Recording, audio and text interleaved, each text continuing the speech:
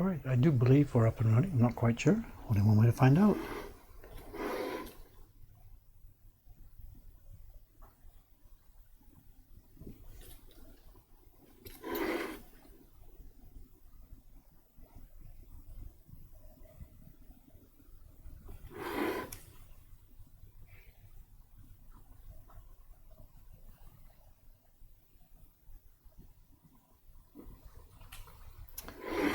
Looks like it's running. Good evening, sir. People are waiting. Somebody's waiting. After, what is it, a 2-day break at this time. Monday off, Tuesday off.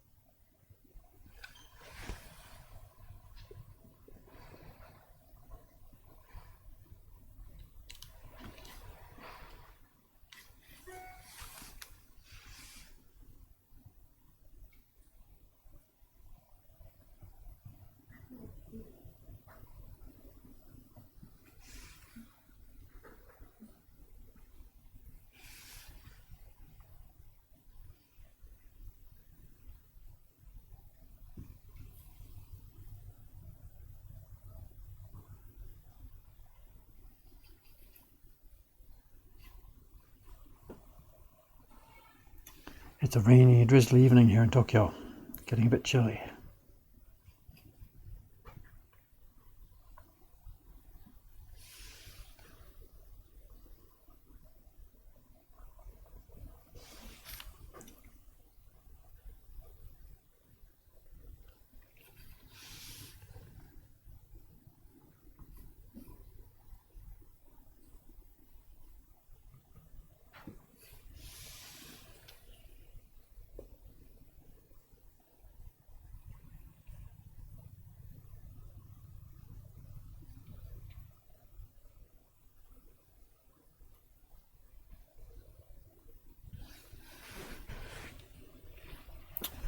Get my microphone cord out of the way, make that mistake again.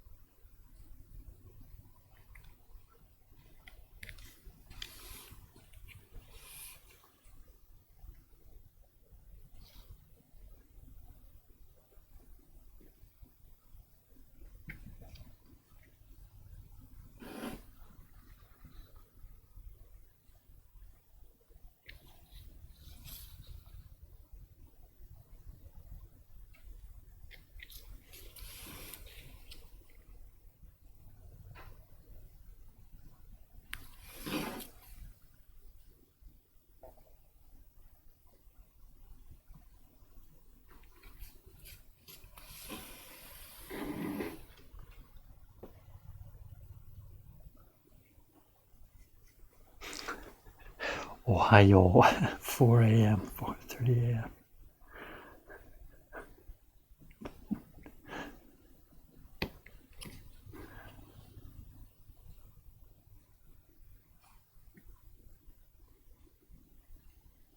Where in the world is it? 4:30 a.m. New York or someplace? Is that the idea? Yeah, New York or someplace, right? East Coast.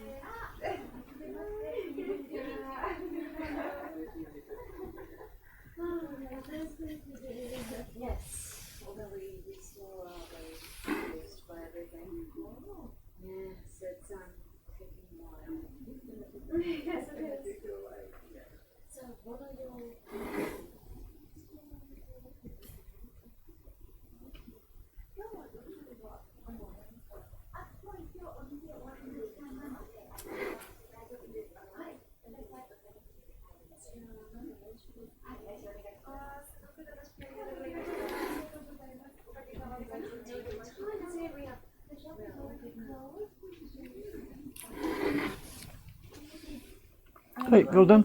Okay, good. Okay, sure, poke around, no problem. Doesn't matter about the time, it's up to you. Thank you so much. See you Okay, next week. see you next week. All right, thank you. Yeah, thank you Okay, so much. good night. Thank you.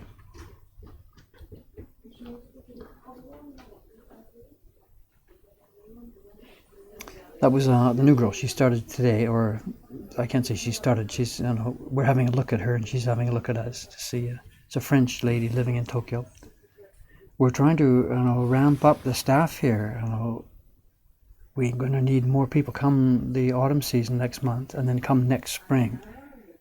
Based on what we learned this last year, we are going to need a lot more people here who can talk to people, who can run print parties.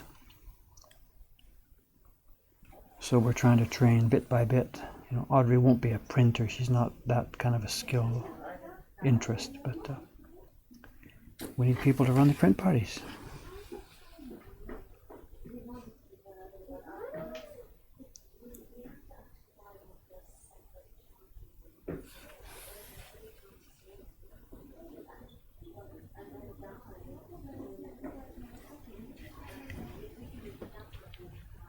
It's just we realised that one phone only works. No, I help you with that. お願いします。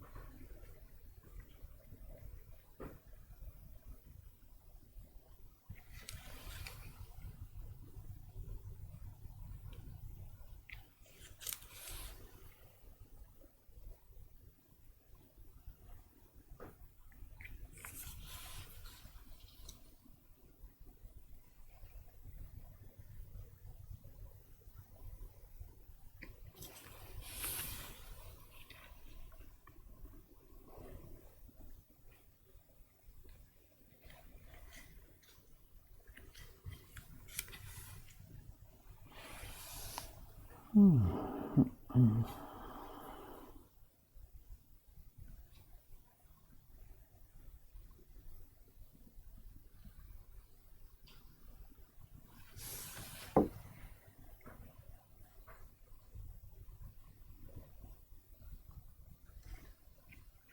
am I centered still? I gotta be careful. This is a long, thin block, so I keep twisting it and getting out of the camera view. I think I'm okay.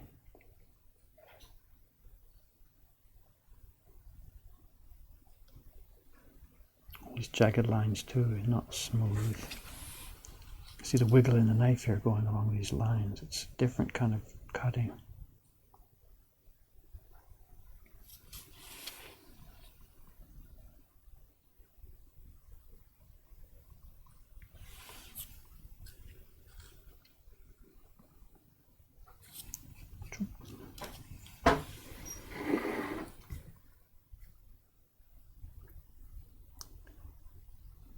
Not sure if there's going to be people on the stream tonight who know what's going on here. The octopus has been here for the past few weeks.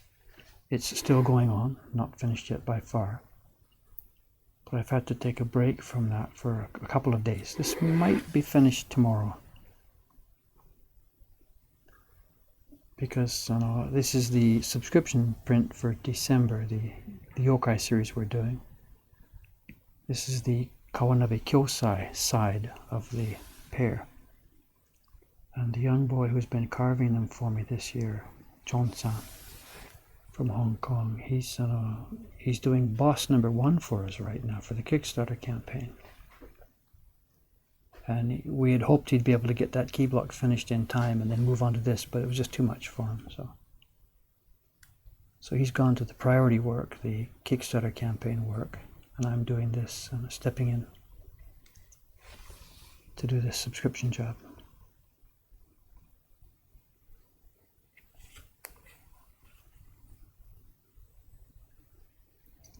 He didn't really want that. He wanted to do both because the way we pay here is something that's been really interesting for him.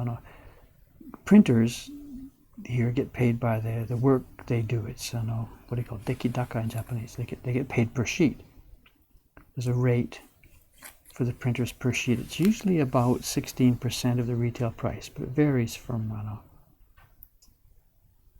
design to design. Sometimes we have to pay more, sometimes it's a bit less if the stuff's too easy. But carvers traditionally were never ever paid on a royalty basis. They were paid a flat rate for a set of blocks. Publisher would pay it. Carver takes his money and that's it. You're gone, you're done. The blocks would be used for making either a few prints, or if it turned out to be a bestseller, there'd be a lot of prints. In the case of good bestsellers, the publisher's happy. He's paid once for the set of blocks, takes care of them fairly well, and keeps printing and printing and printing. It's okay. It's the same as any printer. You pay for the printing plates, same as if we hire a modern printing company. We don't do that. We pay the printers also by a royalty. And it's been hard to convince some of them to do that. The young girl who's working for us really did not want to do that at first. Because what we do is we pay, for the first 100 sheets, we pay 16%, the same as a printer. And then for subsequent sheets, we pay 8% of retail price. And what I do is, because we don't know how many we're going to sell, we don't know what's going on, you can't ask the carver to take the risk for something that may not sell. So I guarantee them the first 200 sheets, and I pay that up front. But it's not quite as much as it would be if you were hiring out the job in the traditional way, paying for the block set outright. It's maybe somewhere from 1/2 to 2/3 of that. So they get less up front, but the potential upside is very, very, very large. And Kawasaki-san, the young girl, she did the first portraits series for us, and some of those are now up over 400 sheets. And she's getting royalties for this. Something she carved for us. What is that now? We did that in 2013. No, 2014, I think we did that. And each time we pull out some paper, pull out the blocks and print another batch. We pay the printers for it, and we also cut her a check. She gets it the month following. So she's come on board with us now, and even though some of the other stuff she's done hasn't sold quite so well, she did the Henry manga, and that didn't get anywhere near 200 sheets, so she's got no royalties from that. She just got her first guarantee. And Chon-san too, he's been doing the yokai series for us. Now we're also nowhere near the 200, so at the moment they've just got their first guarantee and that's all. But over the years, this set I know will sell slowly and steadily over the years, so the royalties will come in for it. So he wanted to do this one so that he would get his full royalty package. But I'm going to do it because he's busy with the boss print. So he'll miss out on some future royalties. Can't be helped, what can I say, you know? In exchange for this, he's hoping that that print he's carving now, the first of the new series, Ukiyo Hero series, he's hoping that that will be, over the years, very, very popular. I have no idea. It all depends on how the Kickstarter campaign goes.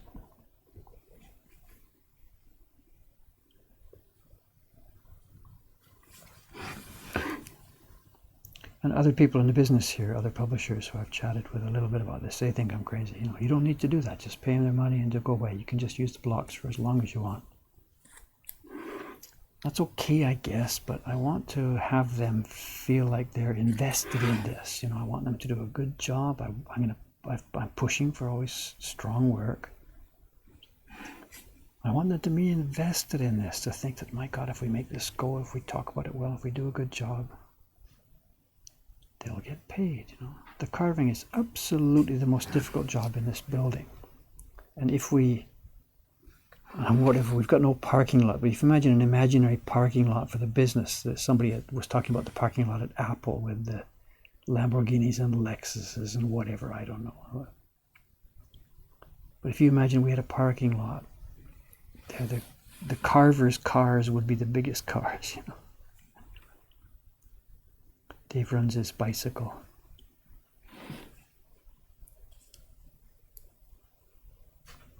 At this point in my life now, and accumulating money is, of course, totally, absolutely no interest. All of our revenue goes straight back in to build this place. Of course, you know. But everybody else here gets paid. And I want the carvers to be the top echelon here.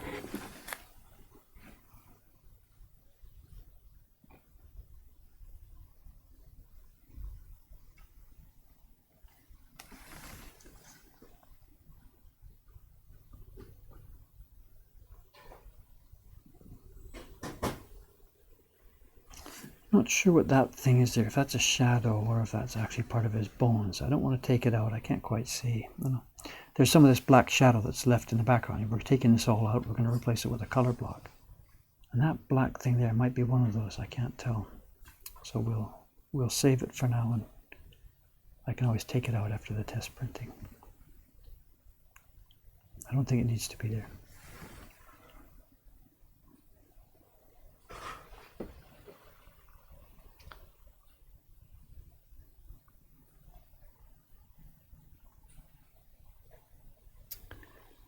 Yeah, the Chinese guy, money actually, it's irrelevant. He's nuts. He's just as crazy as I am. And once he's hooked on this, you know, there's people that just sort of get into this and it's irrelevant. Of course we pay him. Of course he has to do a job to get paid. Society works that way. But it's, honestly speaking, it's irrelevant to him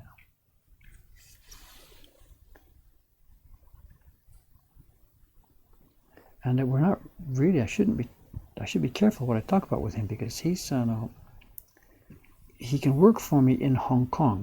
He lives in Hong Kong. He has no residence rights in Japan yet. He comes here as a tourist 3 months, goes home to Hong Kong, comes back a few weeks later for another 3 months.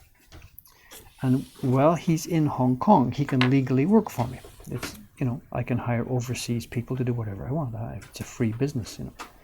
But while he is here in Japan, as a tourist, quote unquote tourist, I cannot legally pay him for any work.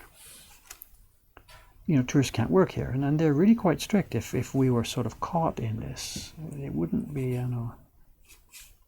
So we're trying to get him here. Myself and Asuka Sensei, Asuka Motoharu, the carver who many of you might know from the Takami workshop. We can't sponsor him because neither of us is a company. I'm just a proprietorship. Asuka-san's a proprietorship. So we can't bring in hired labor from overseas, like Toyota can or 7-Eleven. All the clerks now are hired in from overseas.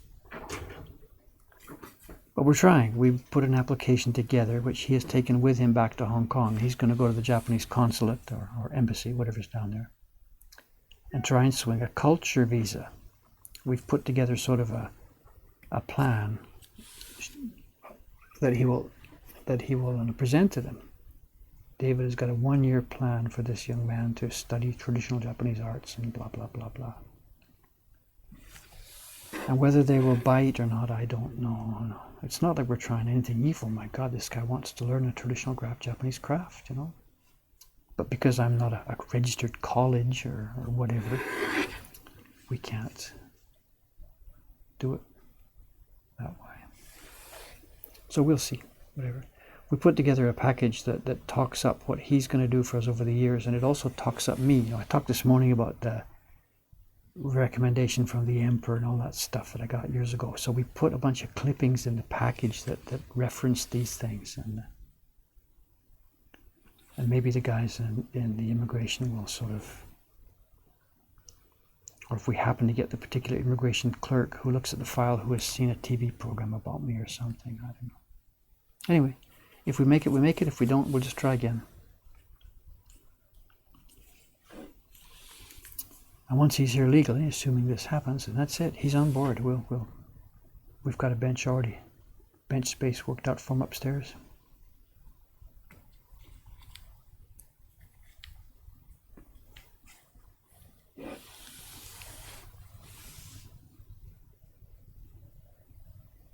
He is so good, this kid, so good, so much better than me. He will be so much better than me.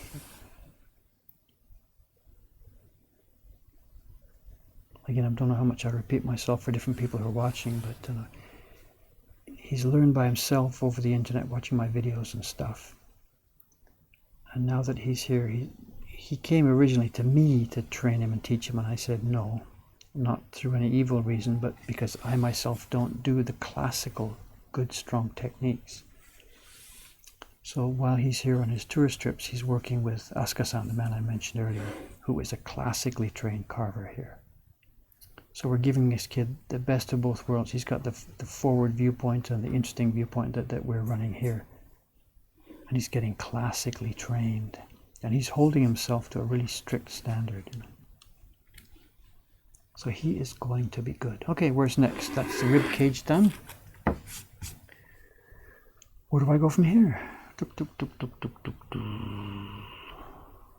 I have no idea what that is.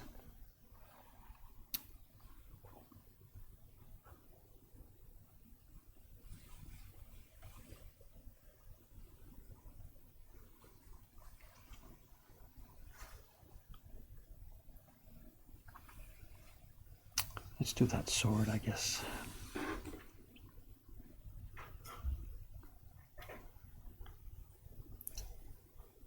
I think that's a shadow, but I don't know. So the more I'm going to carve what I see and then take out stuff after we do the test printing.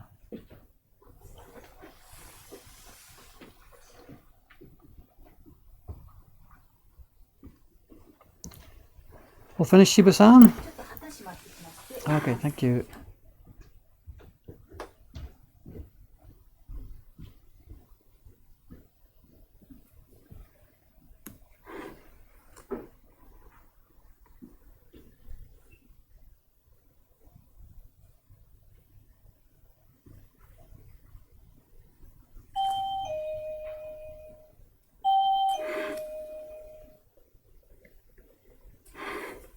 Shiba-san's cleaning up. She's bringing in the flag from outside, pulling in the posters, shutting the lights down.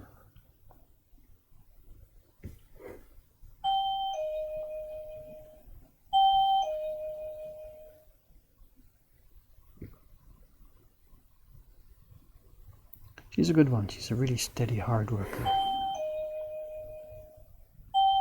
We joke with her, she sort of talks too much sometimes. Have you heard that before? She grabs the customers and doesn't stop talking, and sometimes you see the look on the customer's face, sort of, help, how do I get out of here?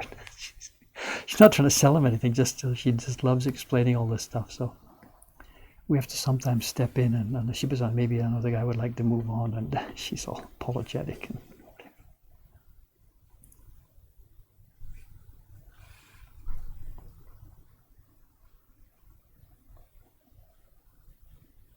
She works a couple of days a week for us, and she works, her main job is she works for one of the companies making the wigs and hairpieces for kabuki. So she's sort of got a double passion here. She works making kabuki hairpieces. She's apparently quite good at it.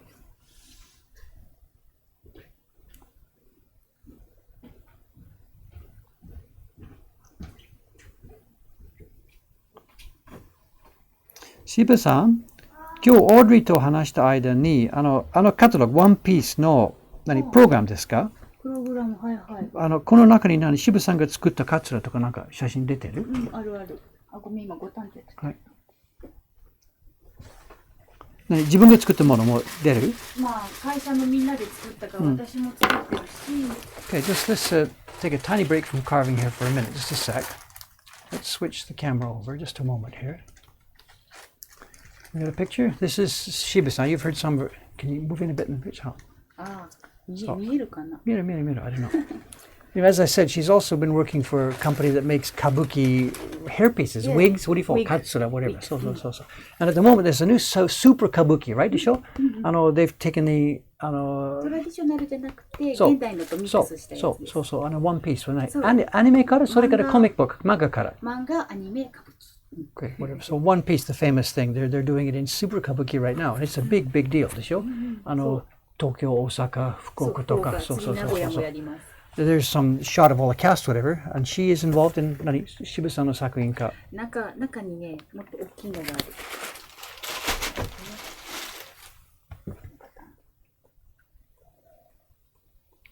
どれやったかな。いろいろやったから忘れちゃった。一番わかる。でもメインキャラクターがいいか。So your group made this. Is it who's the character? If it shows it's too shiny. Just put that light on. Right. So we can maybe see it. Whatever.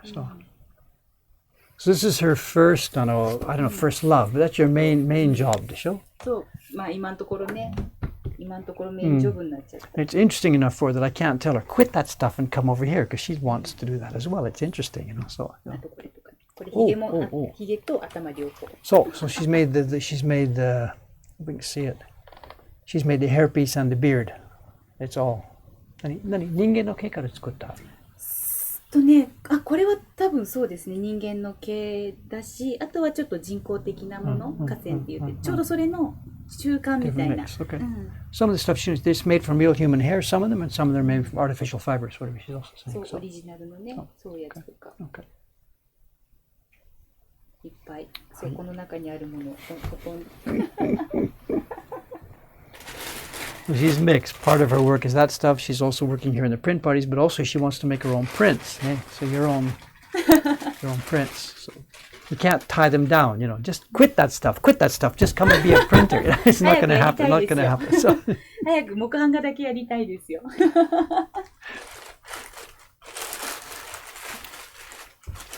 もう終わり? Nobody upstairs? Finished?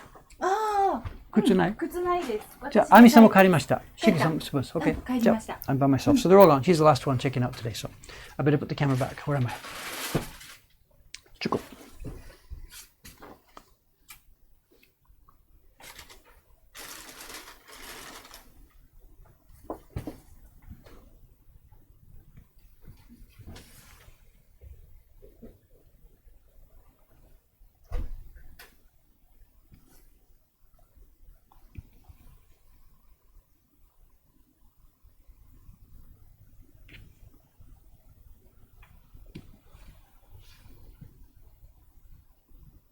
She's nice, she's a hard worker, and, honest, and just won't give up, won't quit. The kind when, you're just about to close the shop at 5:30 or something, and then somebody comes in the door, she's the kind that will just say, hi, let's go, do it, instead of looking at her watch and saying, I'm sorry, we're done, It's great to have these people,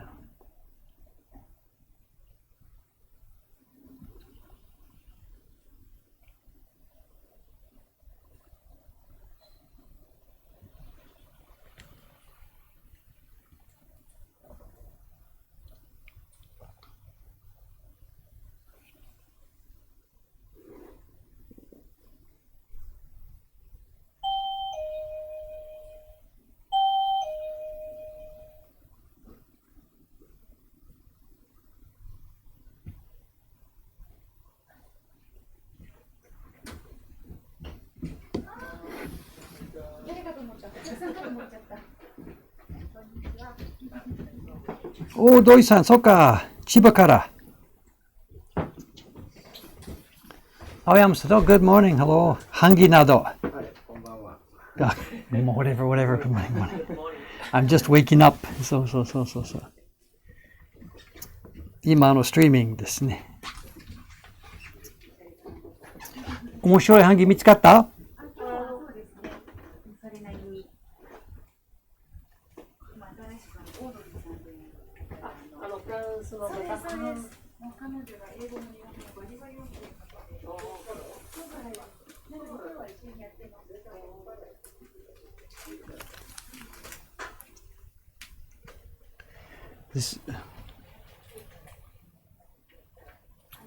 ？There's lots going on tonight. This is other staff members coming in. They've spent the day over at the garage where we get the wood blocks, the Doi Hanga Company garage. And with the change last week with Ayumi-san's good news, bad news about Ayumi-san leaving, we're sort of scrambling for plan B right now. And the kind of prints that Ayumi-san's been making for us on the Doi Hanga, it's too difficult for our other staff. So today, two of them went over there, Toshi-san and Ayama-san. They went over to the garage to try and find smaller prints that Suga-san and Ishikawa-san can handle. Just to keep this Doi Hanga business moving along, you know.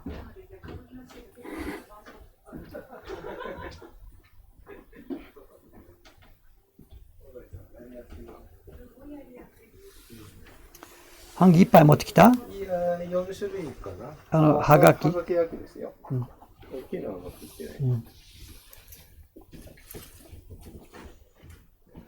ない。すぐさんと石川さんができるようなものか、下井くんか。まあ、できるやつもあります。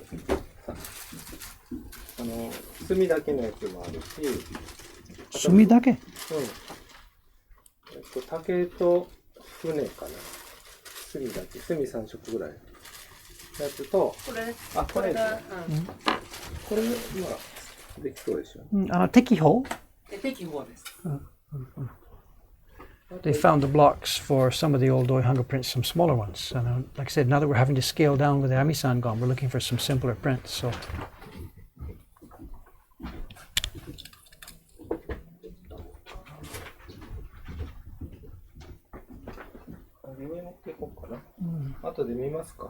Oh, 上でかな、ここで。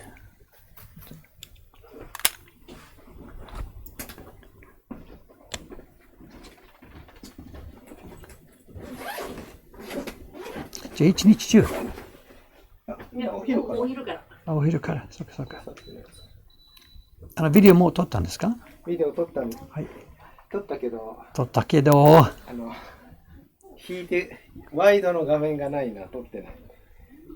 ワイド画面がない。ガレージ全体とか映してない。OK、でも今のノーウェットの版木とか。それから、こいつの。はい。版木はね、それぞれ違うじゃないですか。形も、版も。一応、提灯のところと比べたり、ノーウェットの版、はい。比べたり撮ったんだけど。こいつとノーウェットの違いなど。OK。全部ちょっと短めでいっぱい撮ります。OK、ありがとう。Thank you。上持っていくわ。そうですね、ここはあんまりスペースないですから。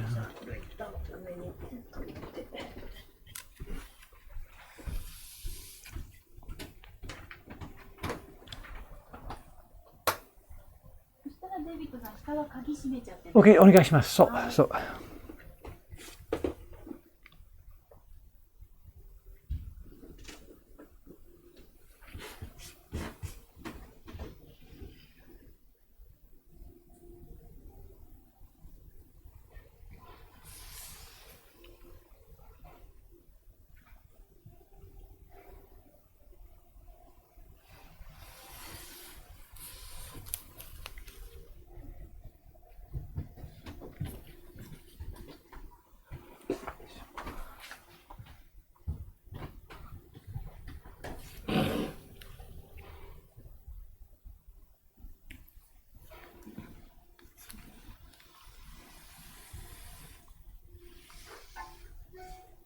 I do believe that's Sosumi. the old apple sound, which indicates question. Let's see. God, glasses on, glasses off. Sorry about this.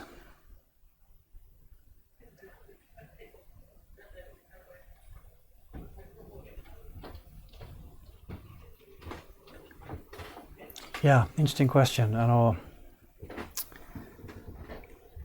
don't know if you posted it in the thread or not as well. I know, to back up a bit, the block we're carving, let me turn it around a bit right now. The design we're carving right now is a piece taken from a larger image. And it was done, they were trying to make a gloomy mood. So on the key block itself, they put darker areas. And they just feathered them out. So it was line work in the middle, and then these darker areas feathered, and there's sort of shadows here and there all over the thing. And we're taking out those shadows because I'm going to have a separate color block for this. So what I want to leave behind are just the lines, you know.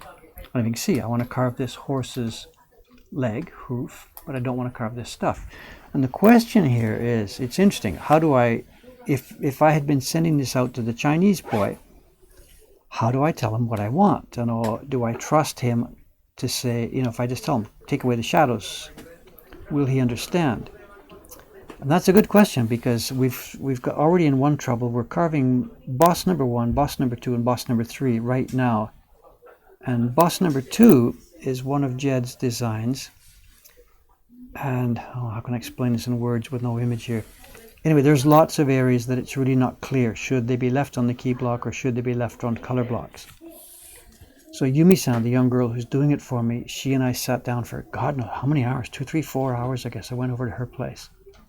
I took her a print out of the original, and we just went over it, the inch by inch of the thing, and I tried to say, no, this will be in, this will be out, that'll be overlaid, this will be that. And she made her notes. Long story short, it's really difficult, because when it gets to a point like this, I'm almost playing the artist's role here. What's part of the picture and what's not part of the picture. And in general, as a publisher, I just want to get this thing as simple as possible, clarify it, make a clean hanshita, and the carvers know what to do without having to think too much about it. Ah, thank you, thank you. Okay, good, good. Okay, まあ、いろいろ取ったんですけど、この中に。Okay, thank you, we'll try. はい。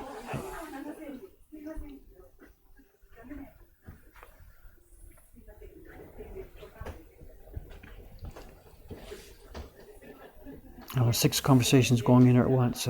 I mentioned Hima Doi-san and Ayama-san. They went over to the Doi Hanga workshop today. And part of it was to bring back some more blocks for our printers. But part of it also was that I need some video taken for the next YouTube video we're putting up. It'll be the next in the David's Choice series. And in the Doi Hanga catalog, back from the 1930s, in the pre-war time for these guys, old Doi Sadaichi did a really, really interesting experiment that almost nobody has ever heard about. He got a scene in Tokyo, this particular scene, this particular street, a mood, an evening view of a scene, and he had it drawn for his carvers and printers twice. Once by a Japanese designer, Tsuchiya Koitsu, who did most of his designs, and once by a French designer, a guy who was living here as a French teacher in the 1930s, but who was also in his own time a sketcher and an amateur designer. And Doi Sadaichi commissioned the two of them to do the same design, the same place, the same mood, the same time of day, the same coloring, the same woman in a kimono. And he published them both. So what I want to do is talk about this in one of the David's Choice videos. We've got both of the prints in the shop.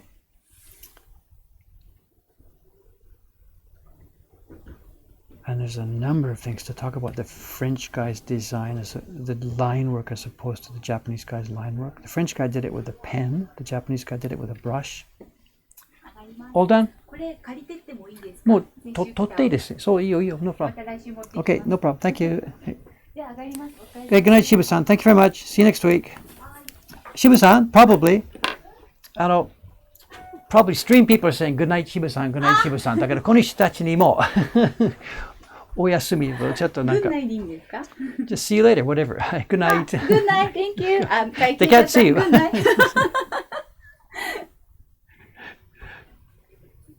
Okay, see you next week シブさん Thank you 妖怪のストーリー大丈夫でした？そうか忘れちゃったそしたらでもだから来週メール今出したばかりでしょだから次のものが月末までだからまだ時間でしょそう全然問題ない名前と文章を考えてきたと思って今のものは駅ともう終わったんでしょそう駅とのやつは終わったそうだまだ時間ですよかったじゃあ大丈夫ですでも来週からもうどんどん秋ですからお店が混んでますよだからメールで送っときますそしたら OK はいじゃあ Thanks again good night はいありがとうございました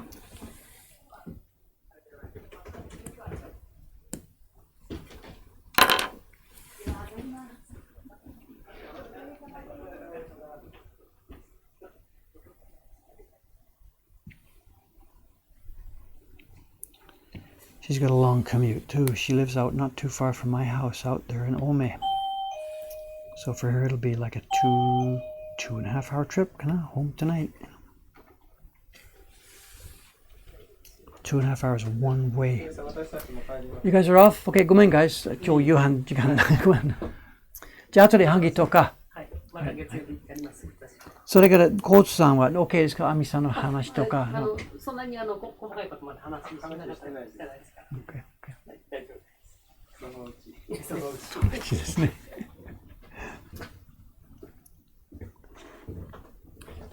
鍵がないんで。いや、あれ？開けたままですが。いや、どうして鍵持ってる？ない？持ってないのかよ。いや、閉まります。Okay, excuse me a minute. I have to go and lock the door. Both of these guys don't have a key at the moment, so back in 1 minute. 2 minutes.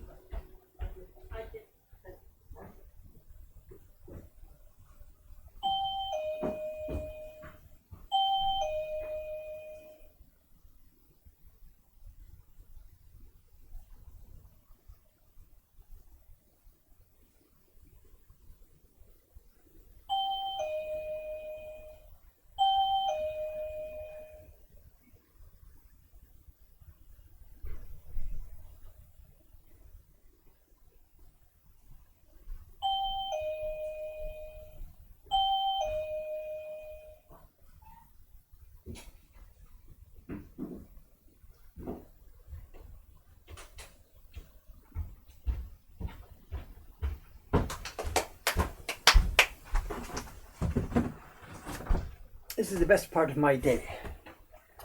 Absolutely the best part of my day. Yoisho.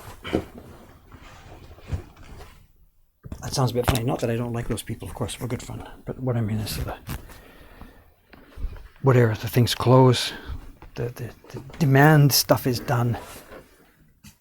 And now it's just peaceful work. And then nice dinner, take my newspaper.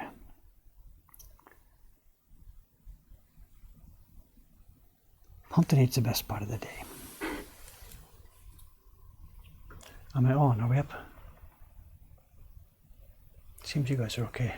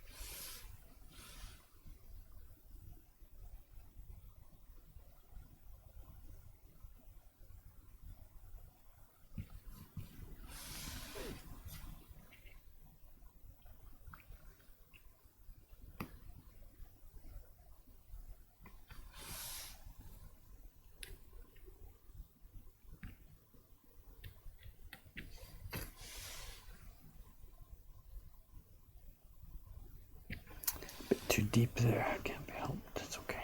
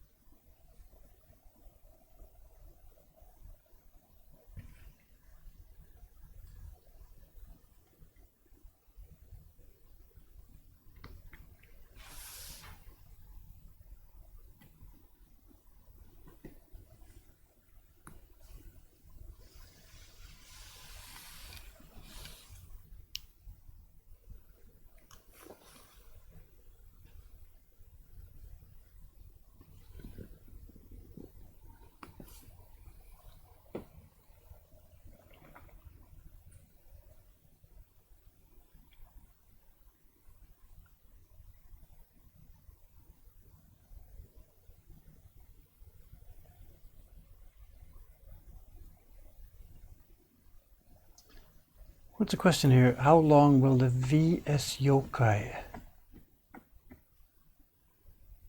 Subscriptions. I know we have no plan whatsoever to stop those things. I know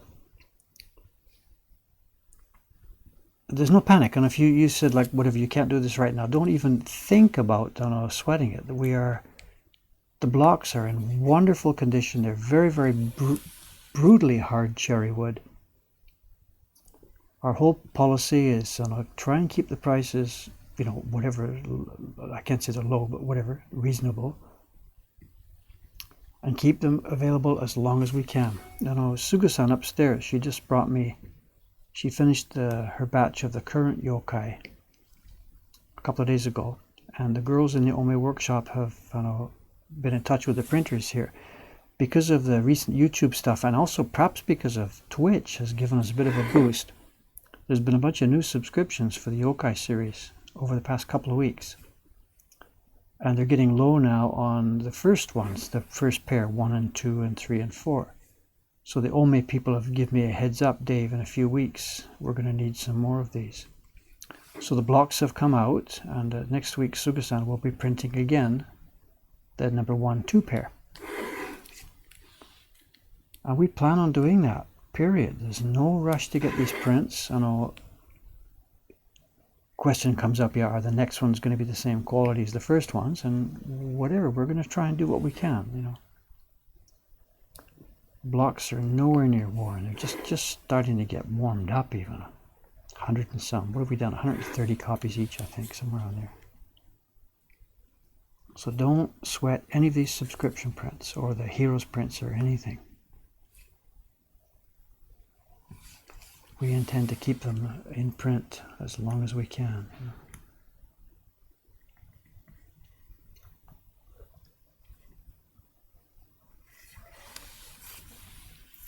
And speaking about the yokai series, I know this is number 23, the one I'm carving here. It's the Kyosai side of the December pair. And now that carving is underway here, we're having to think about, there's an empty space on the woodblock here where Jed's print is going to go, and he's been busy getting ready with all this, the boss stuff, the Kickstarter stuff. So it's been a bit difficult to get something going with him, but he came through last night. He and I chatted about a possible design. Last night meaning my last night. It was Tuesday night for me here. The shop was closed, and I was catching up on all kinds of paperwork and doing some programming for the Patreon stuff. And he Skyped me just before I went to sleep around midnight or something. And we spent a bunch of time chatting about what the final yokai design should be. When we started the series, we brainstormed up a bunch of stuff, and it seemed like we had lots and lots of good ideas. But the longer you leave them there cooking, the less interesting they seem. So the 30 or 40 ideas that we brainstormed start to they look a little stale and stuff. So we're thinking, it's probably not such a good idea. Let's think of something else. So he and I were throwing ideas back and forth last night, and we came up with something. He did or I did, I don't even know. We're just two guys blowing ideas back and forth, Oh, I think I told him a story that I'd been to dinner, and as I came out of the restaurant, 8 or so or whatever, I passed by 3 young girls. Any of you who've been to Asakusa here know that it's really common here for young girls, young ladies to walk around the district in yukata, light kimono. There's rental places everywhere for the girls that don't have their own stuff. It's really quite cheap nowadays. So it's really a thing for a few girls. They're like 18 years old, 20, 24, whatever. I don't know, that kind of age group. Or younger even. Especially on the weekend. They'll meet in Asakusa in the morning, hit one of the kimono rental shops, pick out something they like, and spend the day in the outfit. They do their hair up a little bit. Then they walk around, hit the temples, get some lunch, eat some crepe or ice cream or whatever, and make a day of it. When it gets dark in the evening, drop the stuff off back at the rental company and away they go. Anyway, long story short, I always end up making these things too long. I'm walking down this sort of semi-street, semi-alley, a bit dark, nice. These 3 girls are just getting ready. It's in front of the train station. They're just getting ready to sort of pack up their day and get out. And they were doing selfies. The 3 of them were sort of doing the usual thing, giggling with each other and making the fingers, the V sign and selfie one. And I came by behind them and just looked over one of her, not interfering, but as I walked by, I could see over her shoulder, this girl, and I saw the screen. And I'm like, what? And I did a double take, and I wanted to see this again. So I went a couple more steps and paused. And you have to be careful. You can't, mess around with people on the street. An old dude like me can't suddenly come up to a bunch of young girls, But I really wanted to see what they'd been doing. So I did my, I think I've forgotten something. I'm going to walk back. And I walked past them again, looking over her shoulder. And she had some kind of app, or it's a photo filter, whatever. You guys will know much more about it than I do.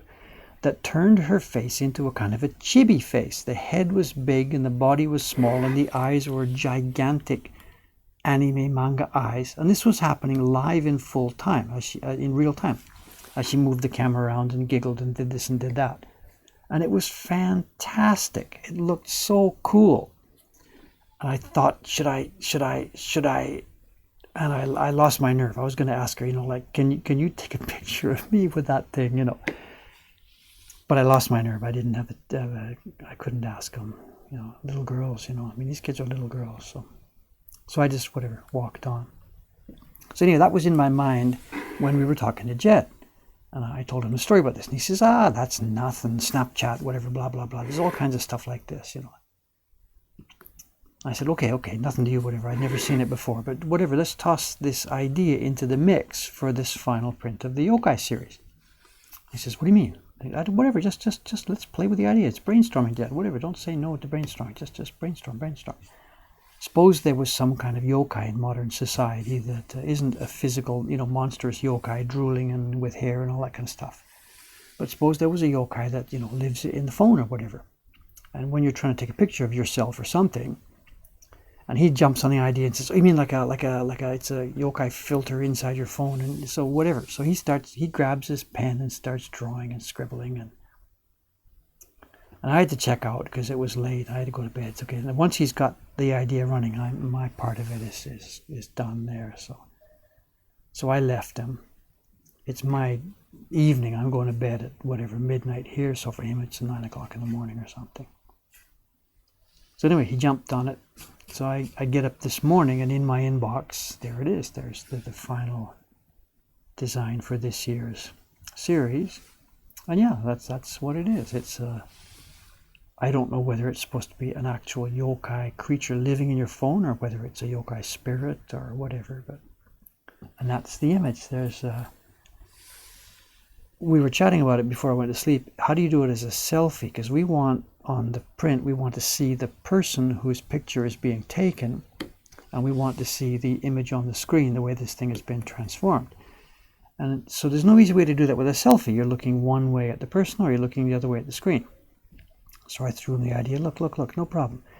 The viewer, you, the viewer, looking at the print, is standing behind somebody who is just taking a picture. It's not a selfie. So we can see the subject posed over there, and we can see the screen of the phone as though we were the person taking the picture. And, you know, there's your thumb ready to take the picture, whatever, blah, blah, blah. So that's the way he did it.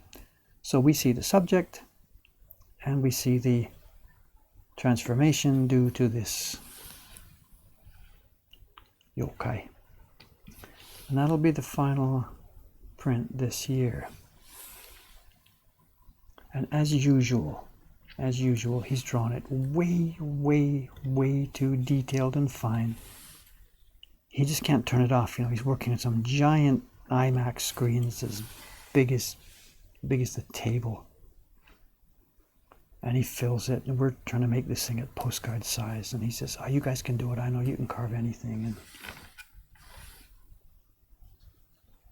well, one, we can't carve anything, and two, there's a limit to what makes sensible imagery at a certain size.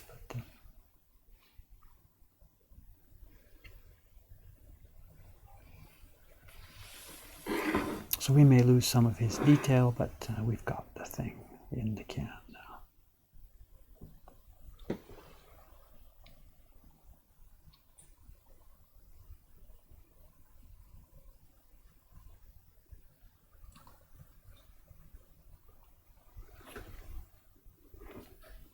So I should complain more, you know. So lots of the ideas are mine, but Jed draws them and he gets all the credit. So is he listening? I don't know. But of course, I can't draw anything. I'm the editor to his work. That's all I know. And then, of course, you know, like making the things. So here I am carving a horse's ass.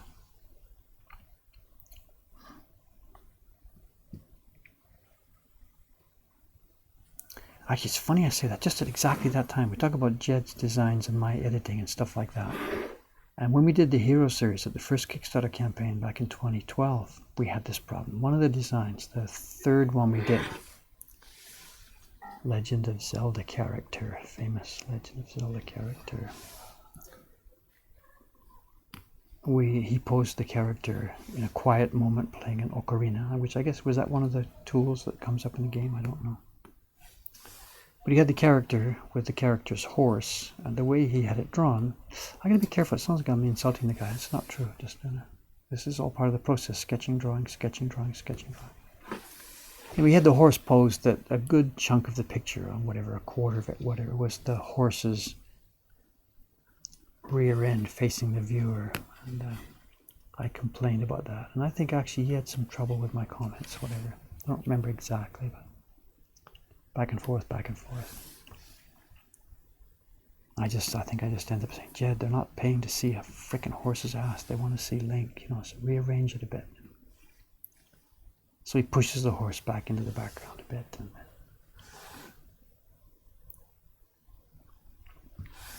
And here I am, just at the very moment telling this story, I'm carving a horse's ass. So somebody's watching.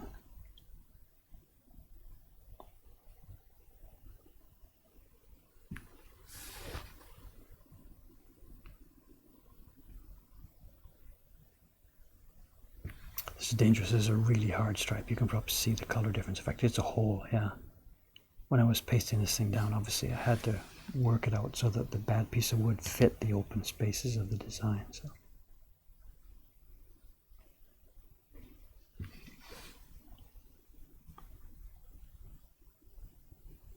there we go, past the hard part.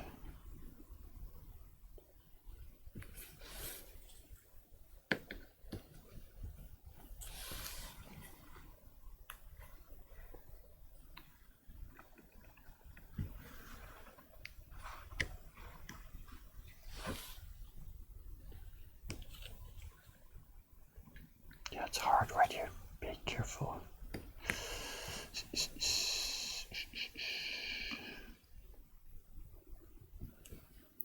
I noticed that since we've started doing this Twitch streaming, I haven't had any on-camera, what's the word? Incidents?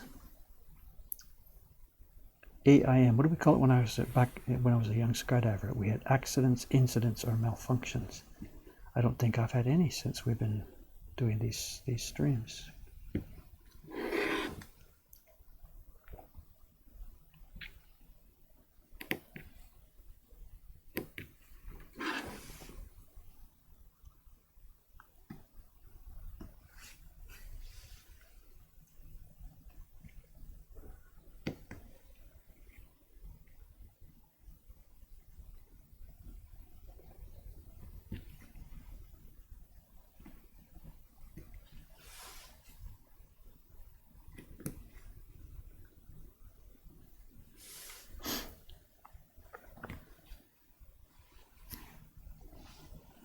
Where do we go here?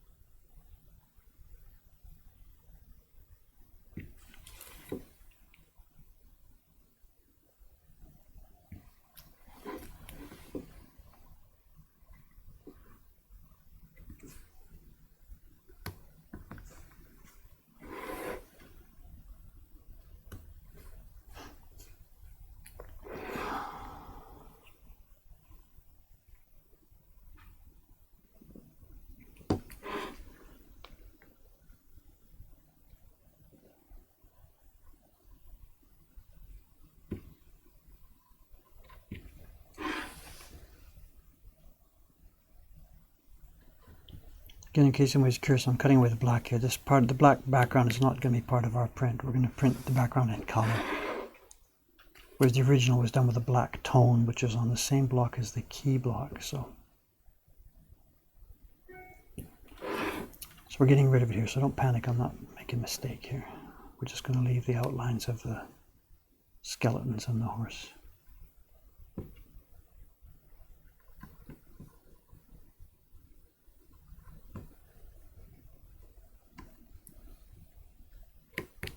Seems like a quiet evening here tonight, is it?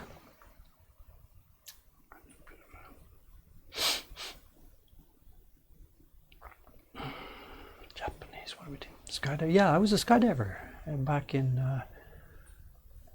how old was I? Middle 20s, from 25 to about 29. I was in Toronto. Joined a skydive. I did the usual, what do you do? The one-day thing where people just try a challenge, you know, come to the skydiving club and throw yourself out of an airplane. And I did that, and it was really, really fun. Scared the crap out of myself the first time, but it was really fun. So I got into it, got some gear. I was never really super competent. I was okay. What do you call it? A journeyman skydiver. I got my B license. This would have been in 1976, 77, 78. Had a Stratostar, and I had to quit because we got pregnant, and that was that. She wouldn't, you know, common sense, she wouldn't stand for it once, you know, we had a baby on the way, so fair enough. You know, there's a time and a place for stuff like that. I really wasn't very good at it. There were people who were really, really super skilled, and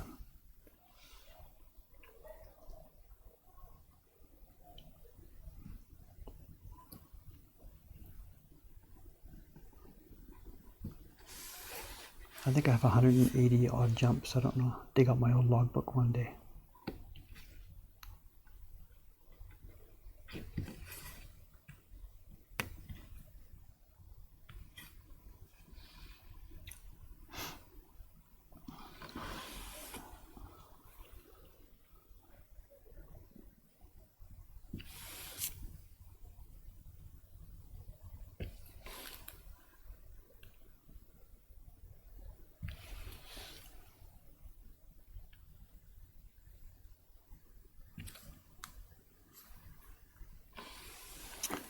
this thing behind this hoof? I don't think it's anything important.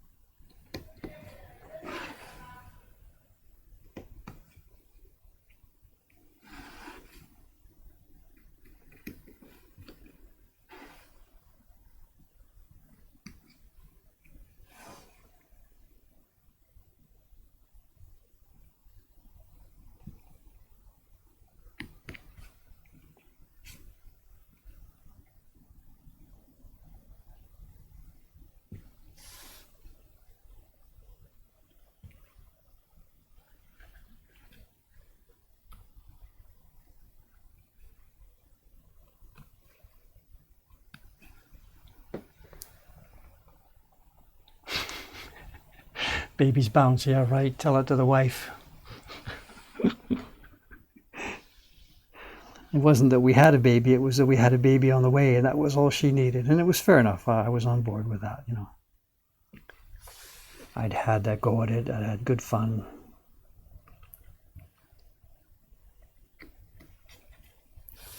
It's probably part of whatever self-development, you know. I'm sort of okay with life and stuff now, but when I was younger, I was pretty shy and not sure, and what am I doing and why am I here? You know, the stuff that people think about. I think doing that jumping was part of whatever, you know, shake yourself up a bit, challenge yourself a bit, just to get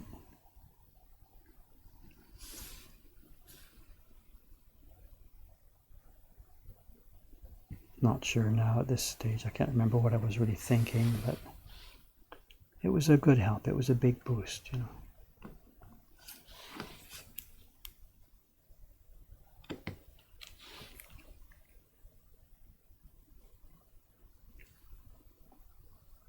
I remember one episode, actually, maybe this helps explain sort of why you do these things. At the drop zone, the drop zone was at a town called Arthur in southern Ontario. And after leaving the music store, I parked my tent on the drop zone and stayed there pretty much all summer. I worked packing parachutes and in exchange for, you know, jump tickets. It was a really good summer. Just clear my head, think about who you are, what you're doing, you know. And it was really fun. Like I said, I was a really, really, really shy guy. I still am, but I was really, you know, pathologically shy, difficult to talk to people, whatever. And one day there's a bunch of trucks and camera crews and stuff arrive at the drop zone, and it turns out that the drop zone owner has sort of semi-rented the place out for the day. All of us regulars, we were still there jumping up and down during the day, but they were going to film a TV commercial. It was from Molson's beer. Something with the word gold in it, golden whatever. So they got their stuff going, and they had all their actors with them and jumped in jumpsuits and stuff like this. So we the normal people in the drop zone, we're just jumping up and down, jumping in the background. So we were part of the background of this thing while they did their filming people up close, holding cans of beer and stuff. And we were kind of peeved about this because there was really strong rules on the drop zone, on any drop zone, about alcohol. And there was a deal where the plane key, there was a specific hook in the lounge where the plane key was hanging. And on the same key, on the same hook, was the key to the beer, you know, the locker, the drinks and stuff. And it was, whether it was a Canadian safety regulation or our regulation or whatever, I don't know. But the beer locker never, ever got cracked open until the plane had been parked and the plane ignition key was hanging on that hook. You know, you don't drink all day when you're jumping out of airplanes, whatever. And yet here were these guys, we're jumping up and down, you know, jumping our normal routine all day long. And these guys are cracking these beers and filming it and all this kind of stuff. And we're sort of, this is going to go on TV, people guzzling beer and throwing a parachute on and heading up into the plane. You know, what?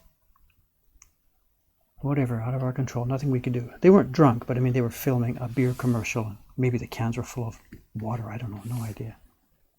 Anyway, one funny part, and when they were gone, we just could not stop killing ourselves laughing about it. The actors were actors, so they were filming all the parts on the ground, and we were just the people, doing the falling out of the sky. But they needed a scene where the guy came down, landed on the ground, looked to the camera, popped his beer and said, yeah, great, tasty, whatever. In other words, the actor who wasn't the skydiver had to be falling out of the sky. So the way they did this was they had a sort of a crane rig hooked up, a big arm, and they got one of these guys and they hung him in a suit with this thing. So the crane was out of view of the camera, and they swung him down through the air into the view of the camera. They swung him down and he landed and said his piece. And this guy was so shit scared. He's basically crapping himself. And he's just hanging from this crane up like 20 feet in the air. And they're doing take 1, take 2, take 3. And we're not heroes, whatever. We're just whatever. We're used to skydiving. And I watched that and I realized this is going to play on it's going to be a TV commercial. And this guy's got this big smile and this golden tan. And he's a real, what's the word? A golden boy or something. This magnificent human being. These people that the commercials make us think about. And this guy couldn't even sit there swinging. And we're jumping out of airplanes. And whatever, the experience made me realize, I mean, everybody knows commercials are fake and all this stuff's fake. Of course, we know this anyway. But just seeing that thing, Dave, there's those golden people. You're always thinking of, why aren't I one of these people? Why am I not enjoying life like that? And seeing that really put that to me, that how absolutely you can't do that to yourself, Look at something else you're seeing and think, that guy's really enjoying life and I'm not. And what's going on and why am I not doing that? We were the golden boys. We didn't know it. We didn't think about it like that. I never did see the commercial, but whatever. A million years ago, sorry. Million years ago. Molson's beer.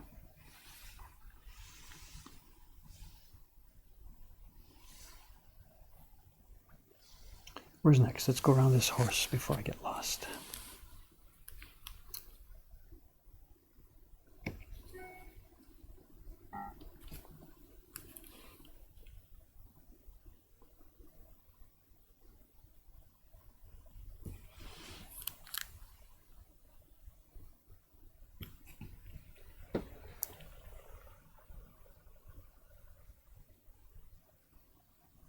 Find that commercial. I would love to see that. Love to see that. Molson's beer, something to do with skydiving. We're talking about 1970.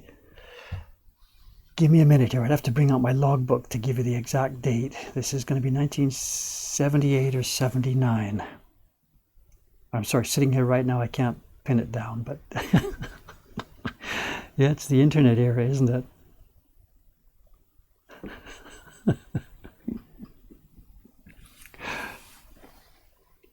Wouldn't that be a hoot?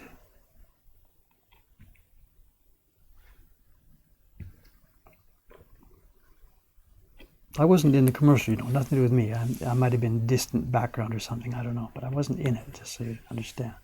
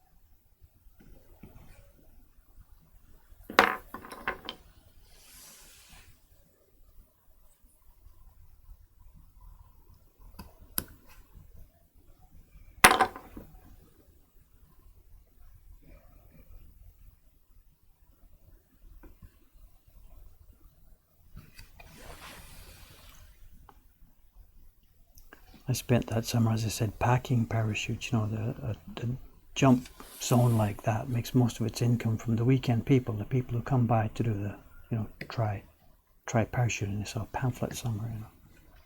Back in those days, I don't know what they do now, but back in those days, the beginners jumped on these giant green military canopies, the sort of super safe thing. You know, an elephant could fall out of the sky into one of these things and not get hurt. So even if they didn't remember how to land properly and flex their knees and all the stuff that they'd been trained to do before they were taken up, even if they didn't remember that, they were okay. They were going to be okay, because you could drop a truck under one of those things. These days it might be quite different, probably some modern wing canopy or something, I don't know. Anyway, so the beginners jumped under these giant military green nylon, huge round classical parachutes. And the beginner would come out of the sky and land there and sit there stunned for a minute, and then dance up and down and, oh my God, I've jumped out of an airplane. It was really cool, you know, all of us do that at one point. And then they would gather up this thing, this huge mound of like a tent, giant tent. They'd gather it up and step through the lines and twist some lines and step through some more and bring it in, clump, clump, clump, clump, clump, clump, clump, back to the barn and dump it on the table. Then they're done. They get in the car and drive home. And the packing crew had to figure this thing out. Now, a normal experienced jumper doesn't mess up his chute. Once he lands, he sort of gathers it around and tucks it in a sensible way so that it doesn't really need untangling. But the beginners, of course, no problem. They didn't know how to do this. And maybe it's raining, the field is muddy, and this thing would come back to the table, just a total mound of grotesque, wet, twisted nylon and whatever. And the next people are waiting. You got to get this thing straightened out, cleaned up, brushed down, back in the bag, ready for the next jumper. I did that all summer long. I got about $2 for each one, put them towards tickets, lift tickets, which were I think $7 or $8 each. I had a great time. But the first few that you do, you know, you practice it. The guy shows you what to do. You've got a little checklist, fold over here, fold over there. You got to be pretty good at untangling and at doing knots. And there's people that can do it and there's people that can't. They just, you know, whatever. And there's a bunch of little tricks that once they've shown you a few tricks and you figure out some of your own, and you can take that thing that's a mess, and it's, for someone that doesn't know, it looks like magic. Chuk, chuk, chuk, chuk. There it is. It's open on the table.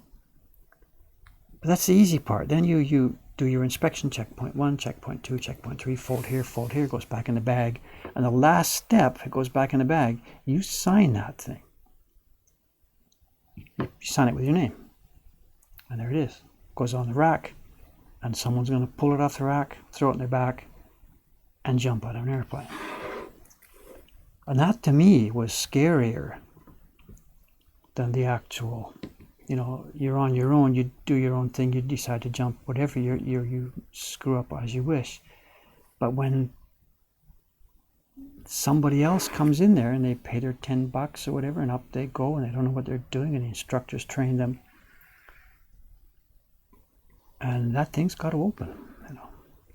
And if we're under pressure, there's lots to do today. It's a windy day. Did you fold it right? What happened here? Was it a bit too wet? Was the nylon stuck?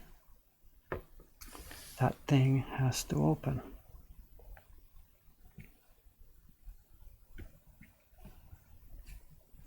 And that, to me, was I can't say scariest part of the job. That's not the right word, but it was the part that makes you sit, do I really want to be doing this, you know? I'd like the $2 for this. I'd like to be getting the free lift tickets, but what's the price here, you know?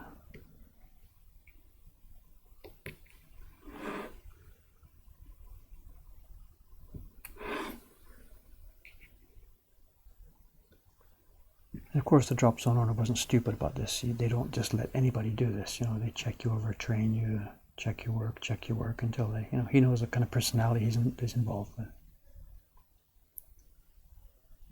They're not just going to hire any Joe off the street. You know, I had to show him that I was a responsible person.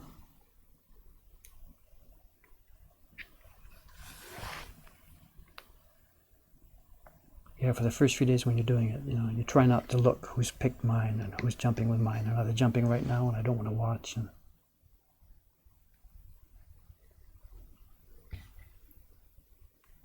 And then you just get over it and forget it, just do the job.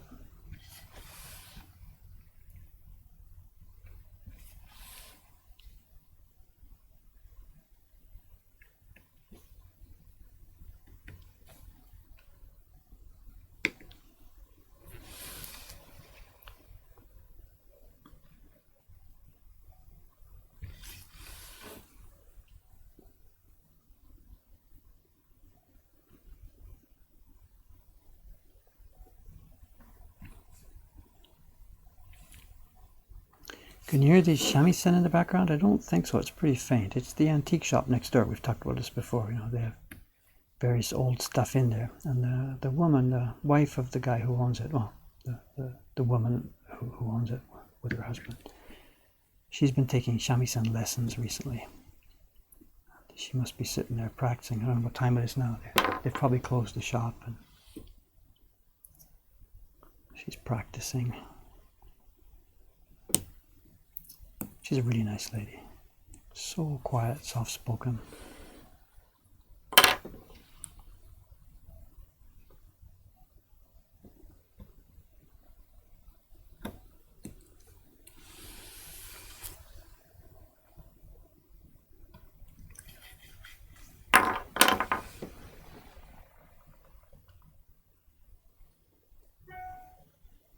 Good God, are you guys finding commercials? It was Molson that I remember for sure. The word golden was something to do with it, whether that was the brand or whatever, I don't know, I'm sorry. Because they were golden boys or golden men or something as part of the thing.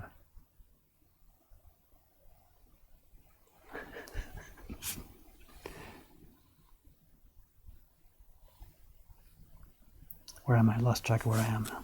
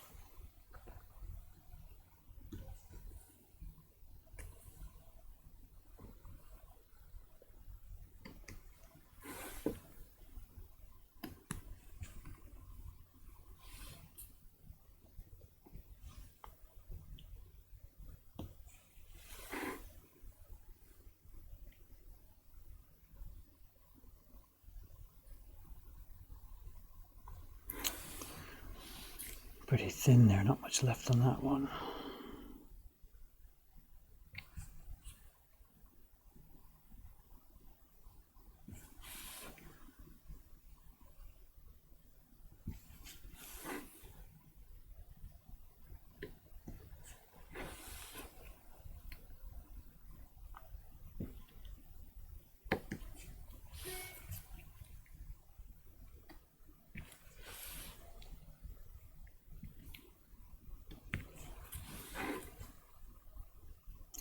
I don't know what time it is. I'm starting to get a little tad hungry here. I don't know what time it is.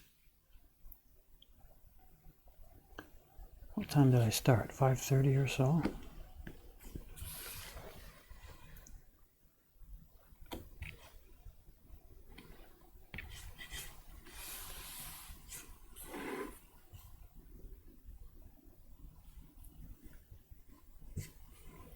There. One thing I should do, I think, is we talked about Jed. He sent me that image this morning. I wonder if there's any way I can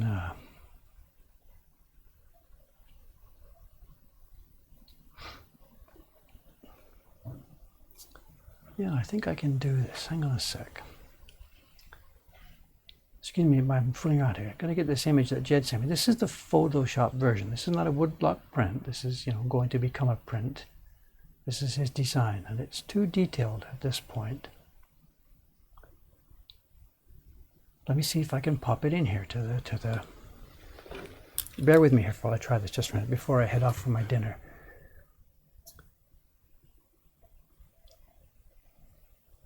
I should be able to add a window here. Just a second. Add window capture.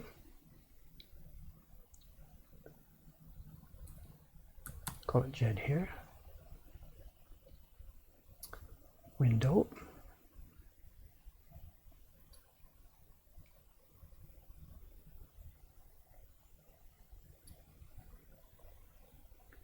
Here we are.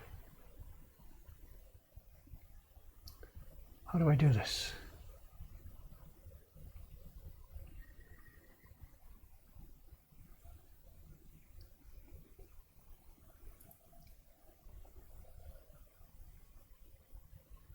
Oh, there it is. It must be showing, right? Here we are. So this is what Jed sent me this morning. He calls it photo bomb. And there's the idea. It's too much detail. We're going to have to simplify this up, but there's the idea. And I don't know really any more backstory than this, just it's some kind of yokai creature. It's going to live inside the camera, or it's walking by and has photobombed, or whatever.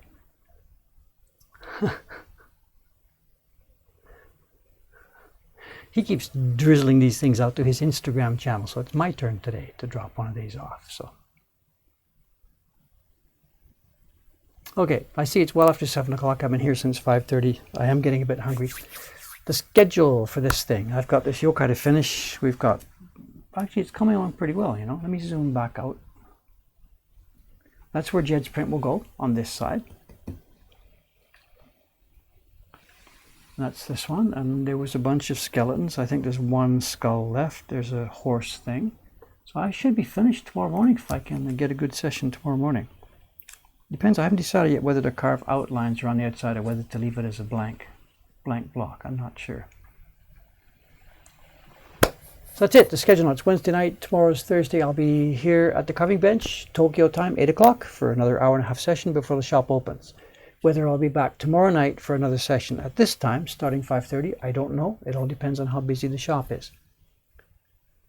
That's it. Thank you very much. Sorry about rambling again today. I don't know where it goes, and I didn't see any questions, so that's the way she goes, if you leave it to me. Thanks for watching, gang. I'm going to read the stream later, see what I can get from it. Good night. Thanks for watching. Bye-bye for now.